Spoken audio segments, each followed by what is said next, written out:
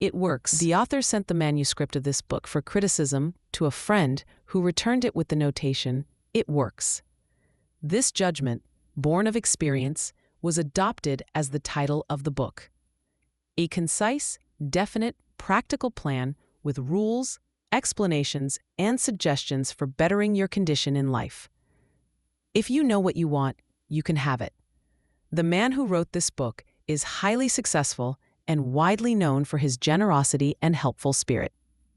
He gives full credit for all that he has accomplished in mastering circumstances, accumulating wealth, and winning friends to the silent working out of the simple, powerful truth which he tells of in this work. He shows you here an easy, open road to a larger, happier life.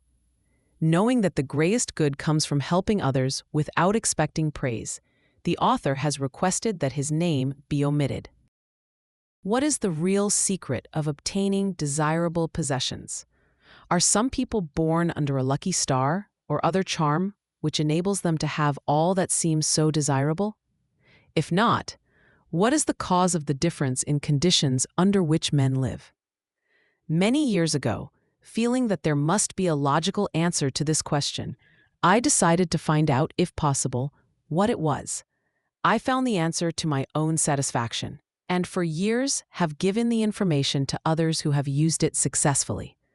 From a scientific, psychological, or theological viewpoint, some of the following statements may be interpreted as incorrect, but nevertheless, the plan has brought the results desired to those who have followed the simple instructions.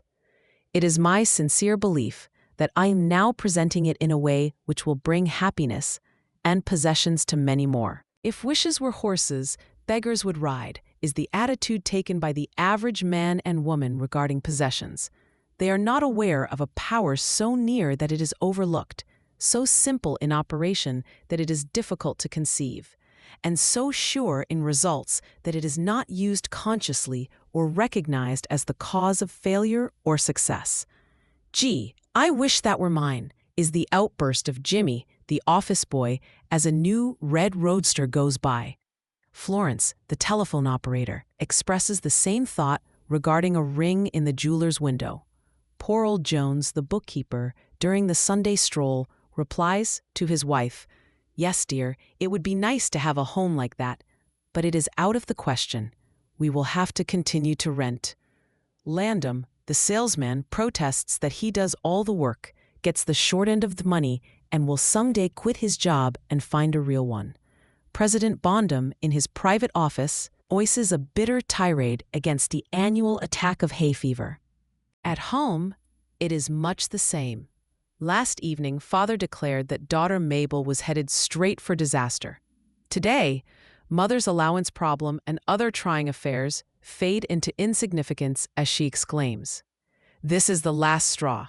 Robert's school teacher wants to see me this afternoon.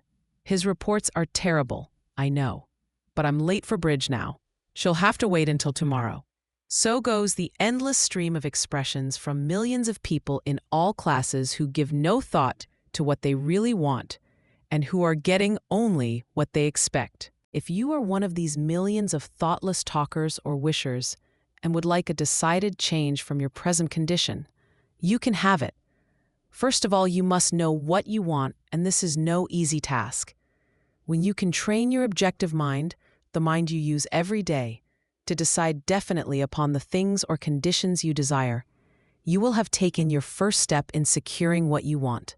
To get what you want is no more mysterious or uncertain than the radio waves around you. Tune in correctly and you get a perfect result. But to do this, you must understand your equipment and have a plan of operation. You have within you a mighty power, anxious and willing to serve you, a power capable of giving you that which you earnestly desire.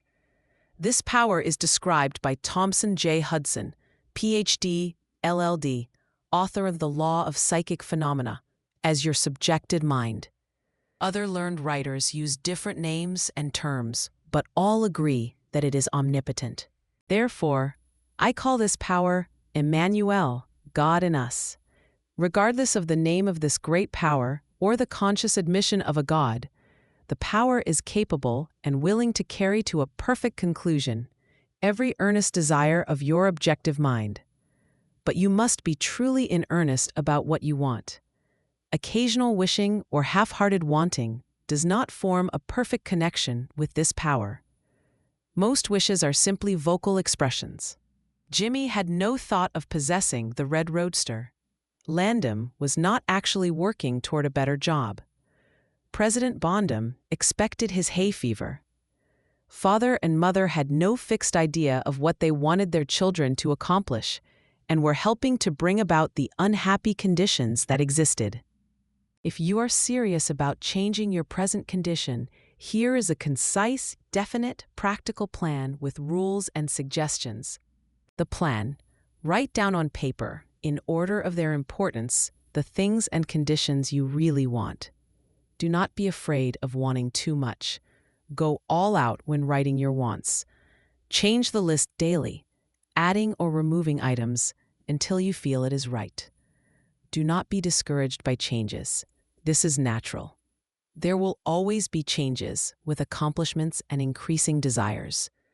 3 positive rules of accomplishment. 1. Read the list of what you want 3 times a day, morning, noon, and night. 2. Think of what you want as often as possible. 3. Do not talk to anyone about your plan except to the great power within you, which will unfold to your objective mind the method of accomplishment. It is obvious you cannot acquire full faith at the start. Some desires may seem unattainable, but write them anyway. There is no need to analyze how this power will accomplish your desires. If you follow the plan and rules, the method will unfold as mysteriously as the ear of corn appears from a single seed. New desires that come to you and deserve top position on your list are signs of progress. Removing desires you once thought important is also progress. When doubt appears, read your list. Talk to your inner self until the doubt disappears. Nothing can prevent your having what you earnestly desire. Others have these things. Why not you? Your objective mind is easily influenced by others. Choose your friends carefully and associate with people who have some of the things you want, but do not discuss your method with them. Be specific about material wants: style, color, price, amount, date. If it's a business goal, list numbers and expected outcomes. You cannot reach a desire you cannot define. A natural enemy called discredit will appear when progress begins. You may think it was just a coincidence. When that happens, give thanks to your power for the accomplishment. This builds faith and ensures continued success. Gratitude creates happiness. When thanking the power within you, do it sincerely. Caution. It is possible to want and obtain things that will make you or others unhappy. You must take all that comes with what you want. So plan desires that give the greatest good to you and to others. This method applies to everything you are capable of desiring. Start with familiar things, such as money or possessions.